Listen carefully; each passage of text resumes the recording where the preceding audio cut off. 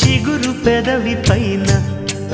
చిరునవ్వై చేరాలనుకున్నా చెలియ మనసులోన సిరిమువ్వై ఆడాలనుకున్నా ఉన్న మాట చెప్పలేని గుండెలు విన్నపాలు వినపడలేదా హారతిచ్చి స్వాగతించు కళ్ళలు ప్రేమ కాంతి కనపడలేదా మరి అంత దూరమా